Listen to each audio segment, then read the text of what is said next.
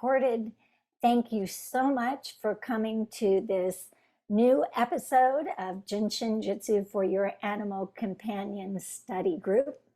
I am Jennifer Bradley, and with me is fellow faculty member Robin McKay from up in Canada.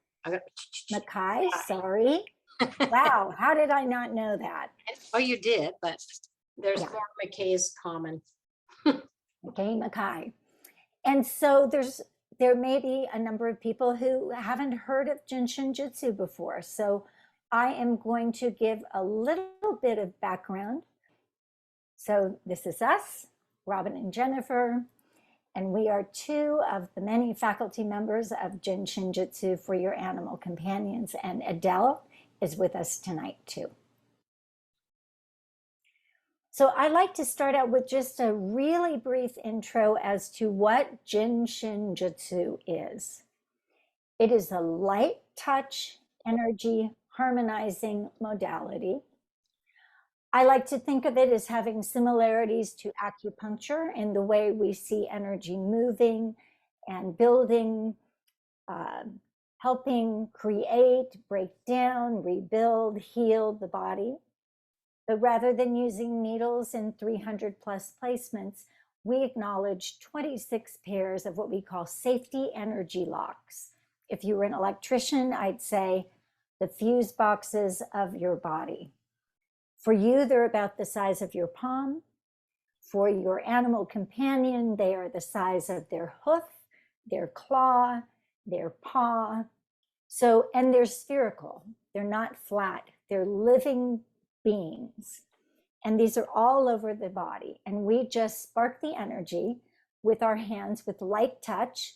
And my most recent way of thinking about touch is, remember in the 60s when there were those shag carpets and they were nylon, and you would, go across the floor and then you would touch someone or touch the light switch and there was that spark? That wasn't you, that came through you. And this is how we think of our hands too. The energy comes through us and sparks the energy of the other being, and it comes into balance and harmony in its own timing, which is why the results are unique to each individual.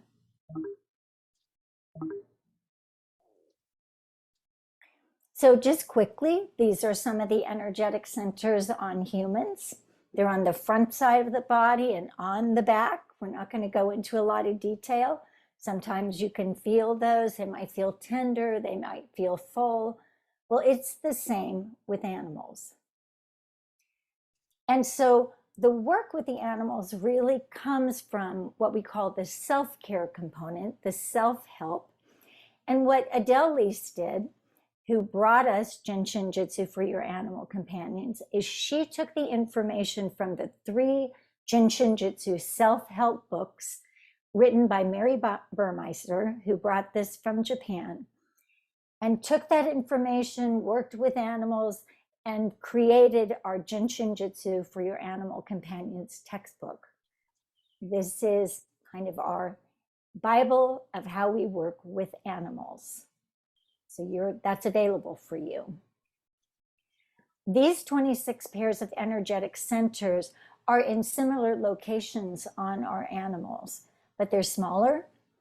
And so this just gives you an idea on a dog, but they're similarly located on a horse, on a cat, on a guinea pig, on a bird. So, and we have a group of instructors.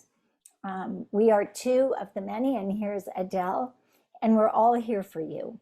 We all have our different styles and ways of teaching, but you can find out more about us in the jsjforyouranimal.com website. All right, that's the preliminary. Let's take a minute for ourselves. When we work with animals, it's so important that we are also centered and very, very calm within ourselves. And so there's lots of ways that we can do this. One of the many popular ways is holding our fingers, putting our hands under our armpits. If you've come before, you may have done this, and exhale.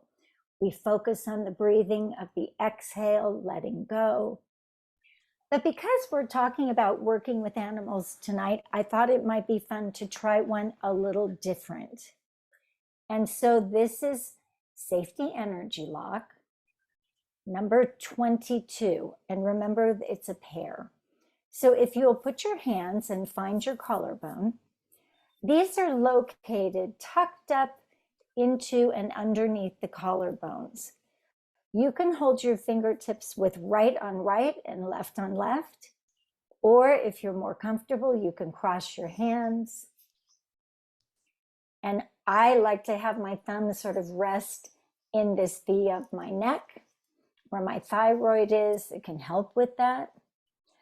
But for the animals, I'm thinking about this. When we start to work with our animals, and I invite you to put your hands here, drop your head. Let's all exhale. I get a little wound up with excitement when I'm teaching, but I need to center myself. This energetic center on us and on our animals helps us adapt. It's all about adaptability and balance. So as you can see, adapting to what? New ways of being, weather changes, our environment is changing. You know, every moment, everything is changing. So this is always a good choice. And when we're adaptable, it's easier for us to come into balance and harmony in our emotions, the way we think, and our entire being. And in truth, 144,000 body function energies come through this energetic center on the right and the left to help every aspect of our body. So let's take another minute.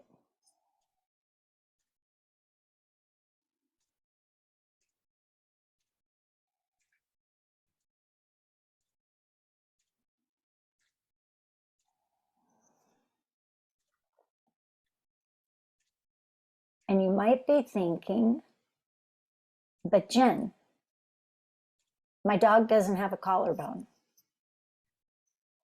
Well, neither does a cat, neither does a horse, neither.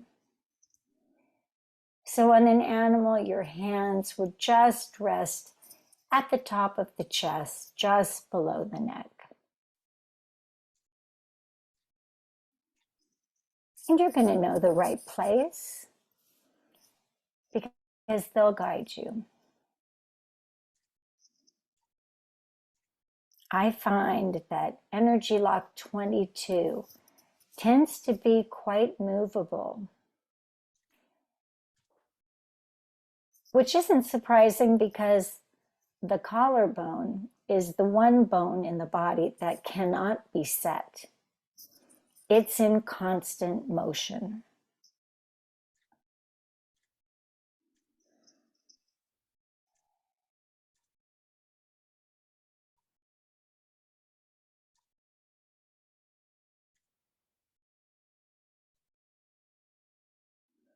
So when I think about what I can do at this moment with all the earth changes, all the changes in the weather patterns and the environment, things that feel out of our control,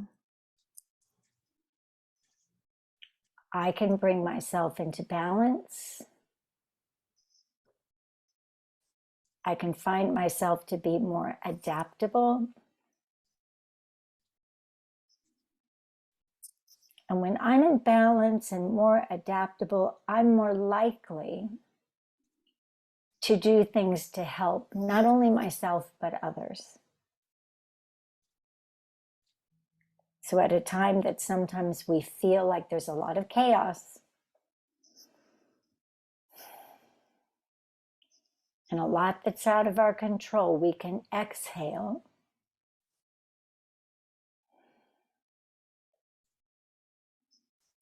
Be more adaptable.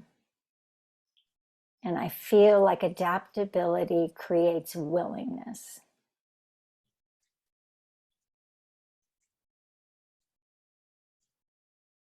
And when we work with our animals, we need to be adaptable. We need to be willing. They are working under their own timing, in their own way, with their own way of knowing what they need. And when we're adaptable, we can be a better service to them.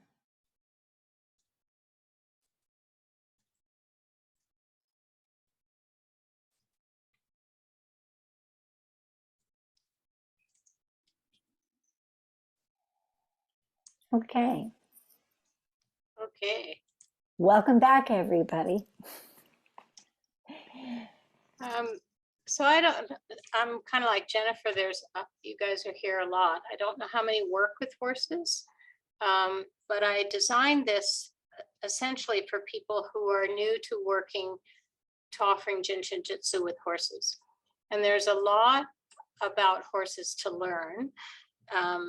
I didn't have any experience except 40 years ago with horses, and really it was not very much experience. And so everything I've learned through offering Jin Shin Jyutsu and learning from the owners and other horse people.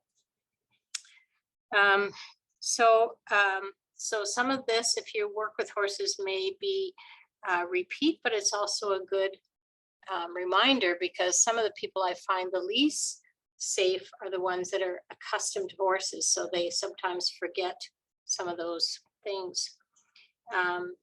Safety is part of your approach, and it's also appropriate every time or for any reason that you happen to be around for a horse.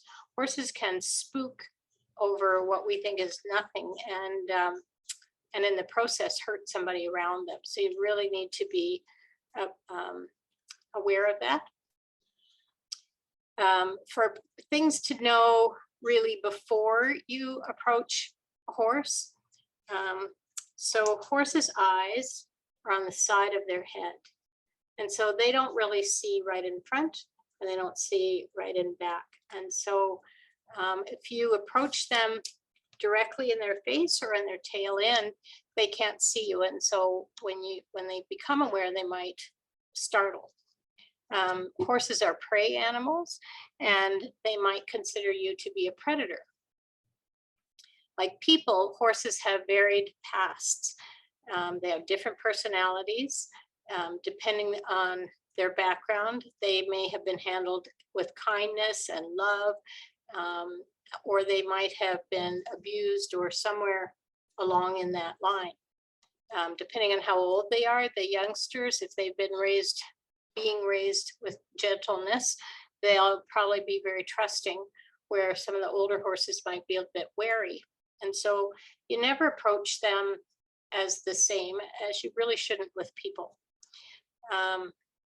Horses may mirror what you're feeling. So when you go to approach a horse with Jin Shin Jyutsu, if you're feeling tentative or fearful, they might feel tentative or fearful. If you're feeling frustrated, they might feel frustrated. However, if you're calm and relaxed, they might become calm and relaxed. So how you feel and being aware of your feeling and grounding yourself before you go is all very, very good things to do. One key to help you with this, if you're not the owner of the horse, is to listen to the owner. Always have their permission. Never go up and touch a horse that you don't have permission to touch, and get support from the owner.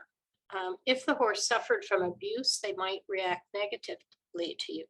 They might be sensitive to touch, or they might be injured in a particular area that you don't know about and you touch it. How to approach them? So you approach from the side where they can see you. So you come in on the side. You speak gently, but in a normal voice.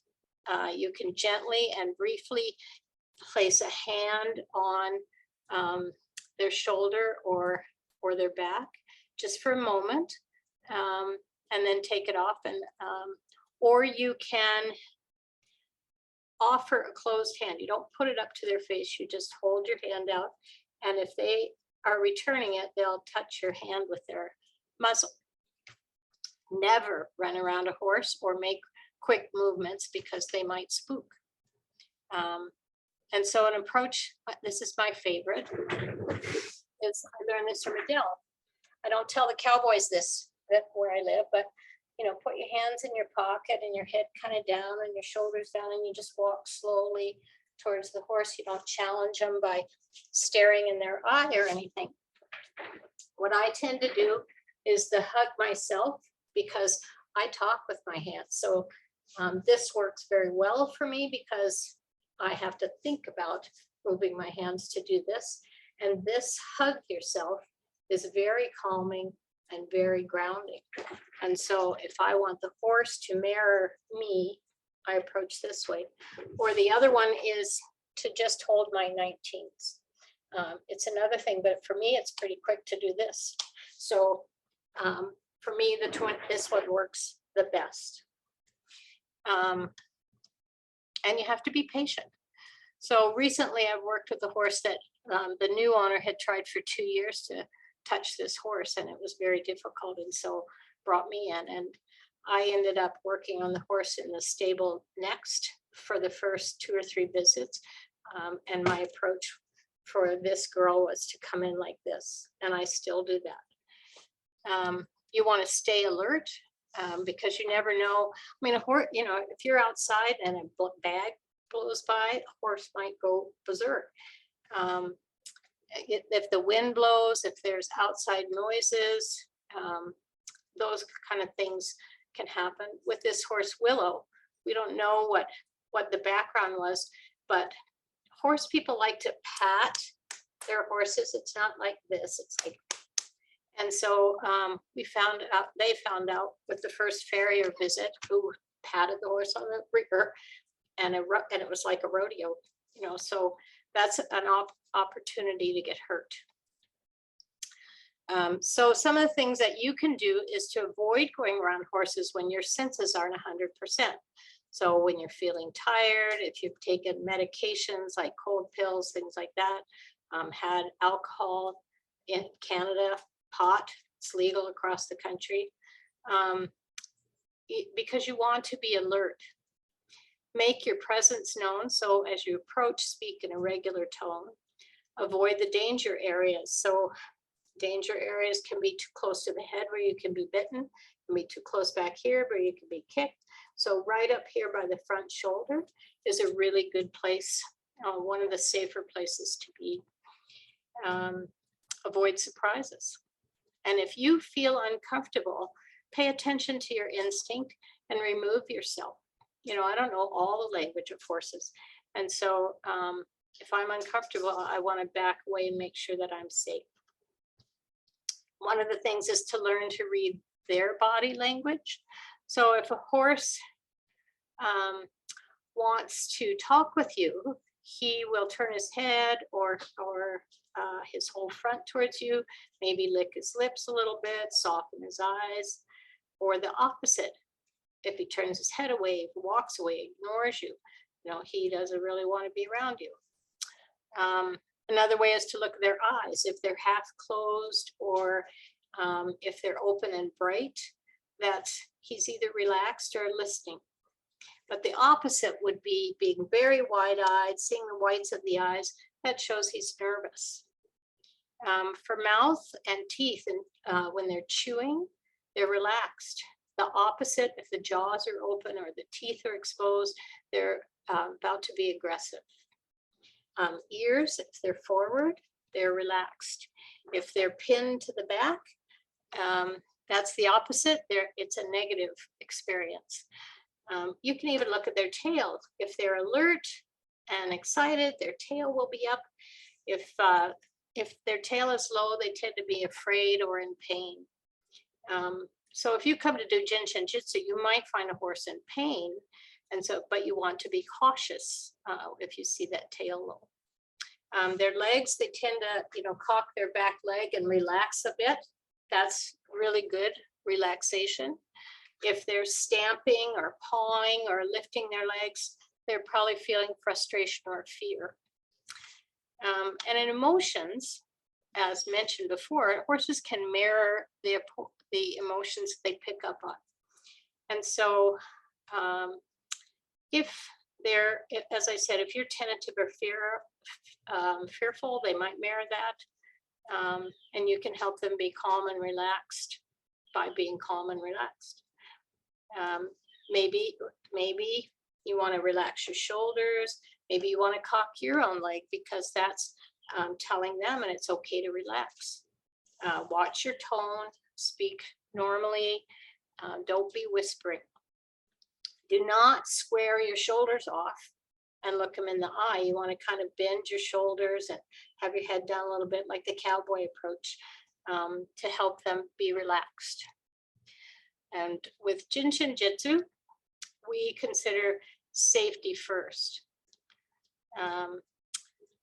You can use a very gentle touch, or you can even no touch. You could put your hand over the area of the safety energy lock. For example, last weekend I worked with a horse who had just come from the vets.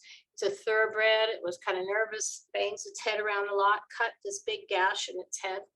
And so I met her for the very first time, and she was affected by the wind going on and some stuff outside the stable. So she was nervous, and I was in like this, until I could touch her. And she pulled away when I touched her. And the owner said to me, she's a thoroughbred. She has very short hair and very sensitive skin. And so I started to hold my hand over where the safety energy lock was and not touch her. And she let me do that. So she was a lot more receptive to that. Be aware when you touch. This is the same with other animals that I see. If the animal pulls away or leans away where you're touching, you might need to change the safety energy lock that you picked.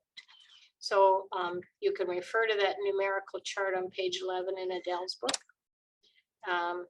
Reaching over the back, over this way, or under the belly can put you in a position where you might not be able to move quickly should the horse startle or jump around.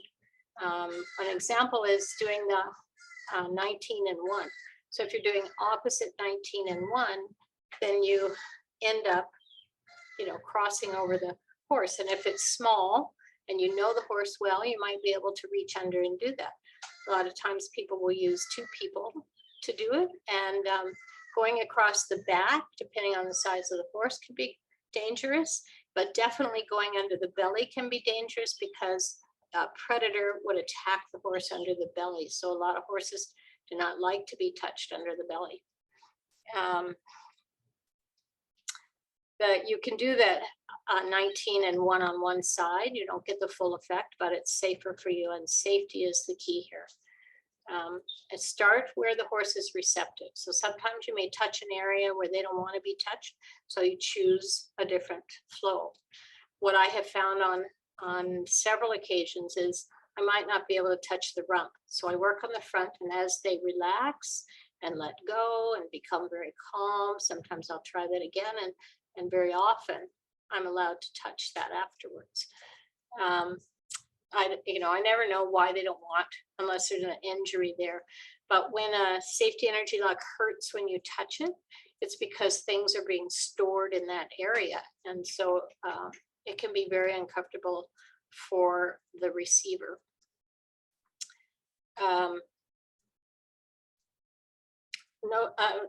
Using 21s as an example, early in my teaching, I taught a 2-day class, and I had, a little bit of experience with horses, and I had 10 people who were all horse people. Some were chiropractors, some were massage therapists, some rode, some showed, but they all knew horses. And I was a bit, but I went in there.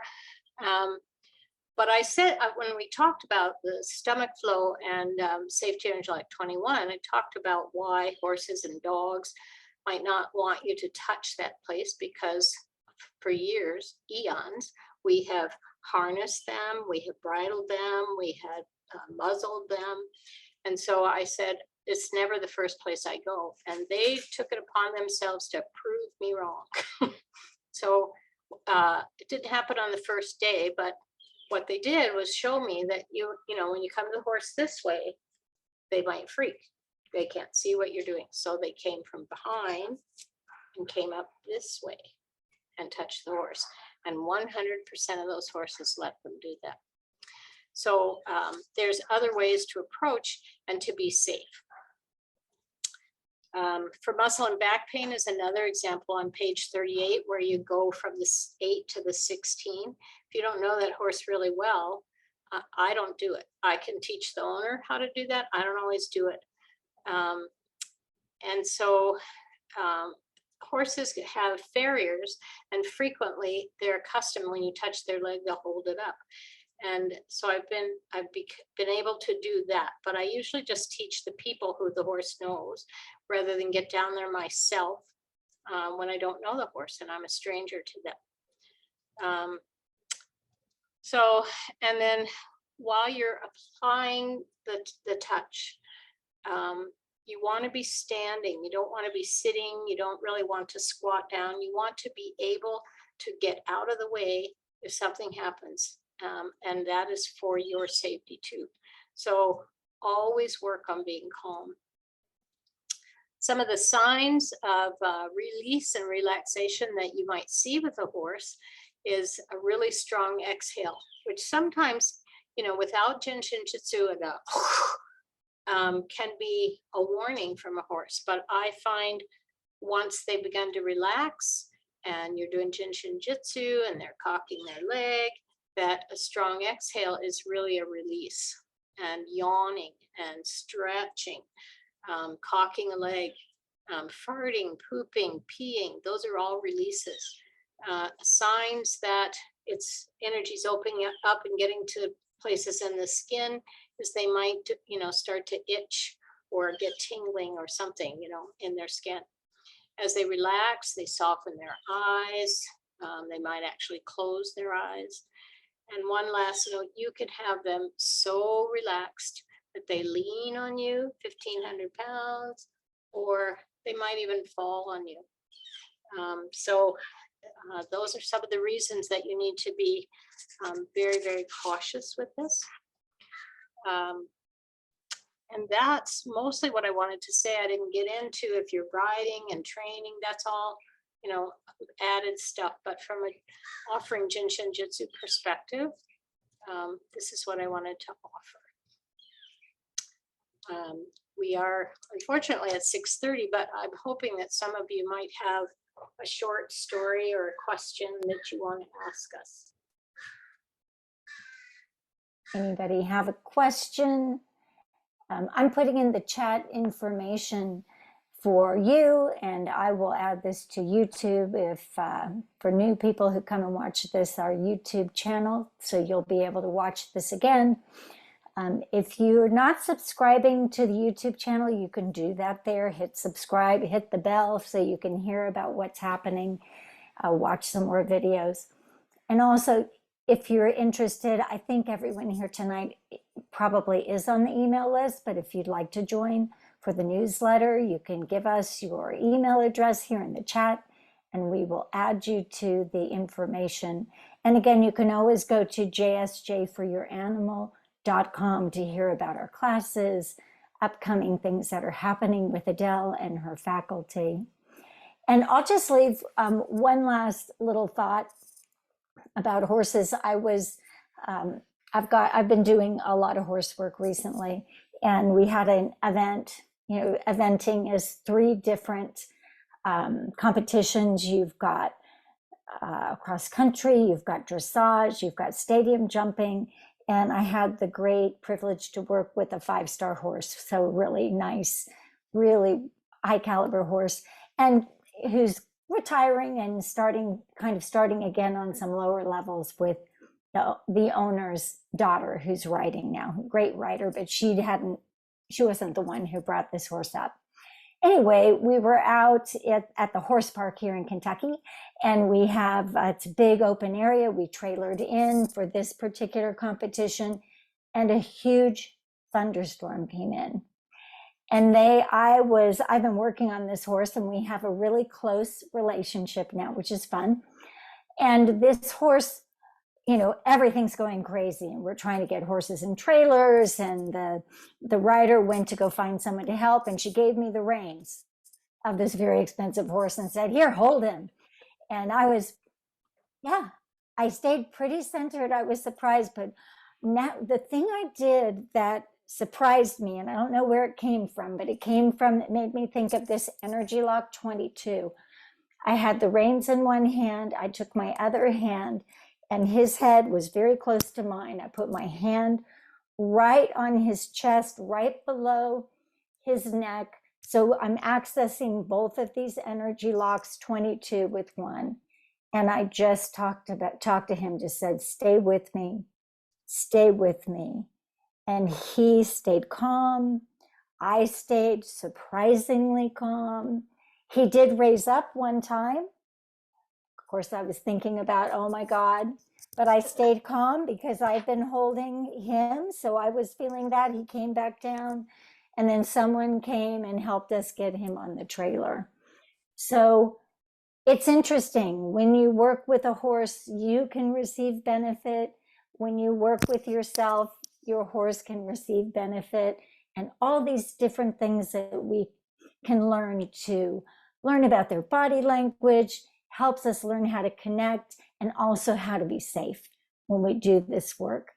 And so much of what Robin shared tonight can be transferred to your dog, your cat, your other animals, because every animal is very important that we're aware, especially if we work in a rescue, or we work at a shelter, or we're helping with dogs, cats, horses that may have come from backgrounds that were less than perfect.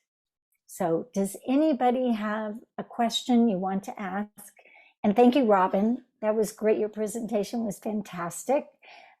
Anybody else have something else that they'd like to share or ask before we finish for tonight? Okay, well, you can always reach out to us through the website. We're happy to answer any kind of question, help you learn and grow with this art that for so many of us is our life. So thank you for coming. Really happy to have you here. And thank you, Robin. I always like working with you.